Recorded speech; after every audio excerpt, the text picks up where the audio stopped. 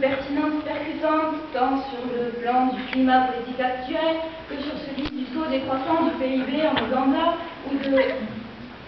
Bref, nous ne s'étendons pas plus sur un sujet de crise économique éventuelle qui pourrait apporter de la mélancolie, de la tristesse à certains villages. C'est pas le bon. Car même si nous aurions pu dire tout cela de Jules, nous aurions pu le commémorer avec intelligence. Mais c'est pas vraiment lui. Non, en effet.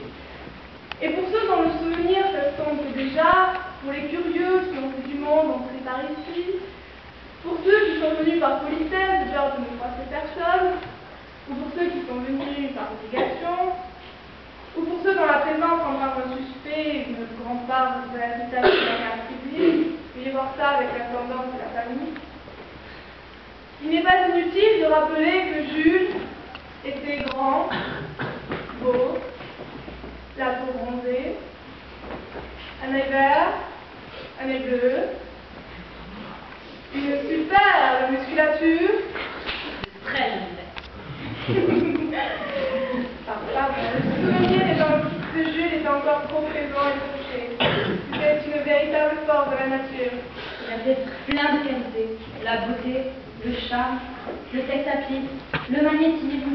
Oui, il était égoïste, égocentrique, narcissique, mégalo, parano, pédant, fat.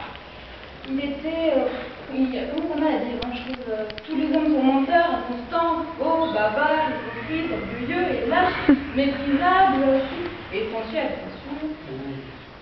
Mais je trouve que aussi toutes les femmes sont perfides, artificieuses, vaniteuses, curieuses et dépravées. Le monde n'est qu'un égout sans fond où les forces les plus infâmes se tordent sur les montagnes de fange. En effet.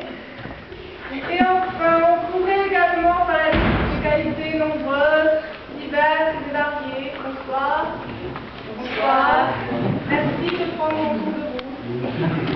Merci. Bonsoir. Donc, comme je disais, des qualités nombreuses, variées, car Jules est avant tout quelqu'un soucieux de son prochain. Oui, il était très fort. Il a cassé les menottes. Oui, et puis, disons qu'il a certaines aventures. Oui, je me rappelle de la fois où il n'a pas hésité à se battre à main nue contre un anaconda pour me sauver. Ou la fois où, poursuivi par une blonde enragée, il jeta un miroir dans la piscine où elle se noya. Ou la fois où il a vu un enfant sans chaussures dans la rue, il l'a regardé et lui a dit « T'as pas de bol ». Oui, Jules était un vrai roman et une vraie pièce de théâtre à lui seul. Merci beaucoup d'être venu, de nous avoir invités. Cela devrait énormément le toucher. Enfin, là tout de suite non, c'est qu'il est mort. Oui, spirituellement parlant. Oui. Merci beaucoup